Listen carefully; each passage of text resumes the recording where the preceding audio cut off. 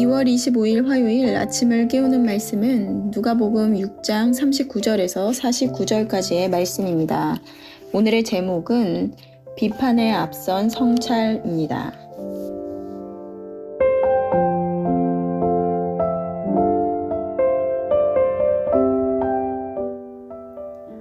오늘의 말씀은 바리새인과 서기관들에게 그들의 율법적 지식으로 남들을 향하여 비판하는 그들을 향해 맹인과 나무의 비유를 통해서 옳은 비판적 태도에 대해서 말씀하고 계십니다. 오늘의 말씀은 너무나도 익숙하게 많이 들어온 말씀이지만 그리스도인이지만 여전히도 삶 속에서 애매한 기준으로 무엇이 맞는 것인지 적용의 어려움을 갖는 말씀이지 않나 싶습니다. 어제 말씀에서는 상식을 뛰어넘는 예수님의 사랑에 대해서 말씀하시면서 원수도 사랑하고 용서하고 비판하지 말라는 말씀을 하셨습니다. 그 말씀에 이어 오늘 41절에서 42절 말씀에는 어찌하여 형제의 눈 속에 있는 티는 보고 내 눈 속에 있는 들보는 깨닫지 못하느냐. 너는 내 눈 속에 있는 들보를 보지 못하면서 어찌하여 형제에게 말하기를 형제여 나로 내 눈 속의 티를 빼게 하라 할 수 있느냐. 외식하는 자여 먼저 내 눈 속에 들보를 빼라.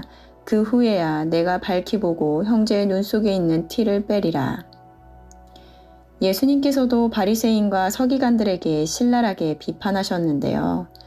어제와 오늘 말씀을 보면서 많은 이들이 그렇지 나도 죄인인데 다른 사람들을 비판하면 안 되지 라고 생각을 합니다. 그리고 그들을 용납하고 품어주는 것이 하나님의 사랑을 품은 그리스도인이지 라고 생각을 합니다. 그런데 여기서 오해하고 있는 것이 있는데요. 이것은 죄를 분별하지 못하고 무비판적인 자들이 되라고 말씀하는 것이 아니라는 것입니다. 예수님께서는 바리새인과 서기관들에게 하신 말씀이 있었는데요. 화 있을 진저 외식하는 자들아 라고 하시면서 회칠한 무덤 같으니 겉으로는 아름답게 보이나 그 안에는 죽은 사람의 뼈와 더 모든 더러운 것이 가득하다라고 하시며 독사의 자식들아 라고까지 말씀하시며 저주에 가까운 말씀을 하셨습니다. 이 말씀을 보면 어제의 말씀에 사랑에 대해 말씀하시고 원수도 사랑하고 비판하지 말라고 하신 말씀과는 모순되는 말씀을 하시는 것 같은 생각이 듭니다. 예수님께서 그럼 다른 말씀을 가르치고 계신 것일까요? 지금도 하나님을 알지 못하는 이들이 가지고 있는 잘못된 생각이 이것일 것 같습니다. 너희들은 원수도 사랑하라고 가르치면서 왜 동성애자들을 품어주지 못하는 것이냐라고 단골 메뉴처럼 하는 질문인데요. 여러분들은 누군가 이렇게 묻는다면 무엇이라 답하시겠습니까? 예수님께서 그들에게 이와 같이 하신 말씀의 이유는 무엇이었을까요? 단순히 그들의 잘못과 죄를 지적하고 비난하고자 하는 말씀이셨을까요? 예수님은 한 영혼을 귀하게 생각하시는 분이시며 사랑 그 자체이신 분이십니다. 우리가 하나님의 속성을 이해할 때 그 말씀에 대한 온전한 이해가 있게 되는데요.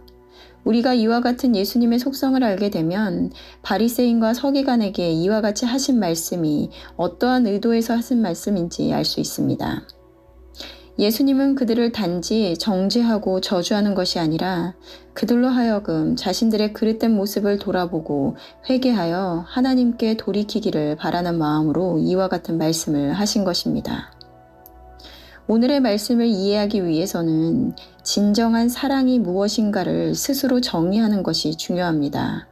그렇기에 이 비판에 대한 말씀을 하시기 전에 하나님의 사랑에 대해서 말씀을 해 주신 것인데요.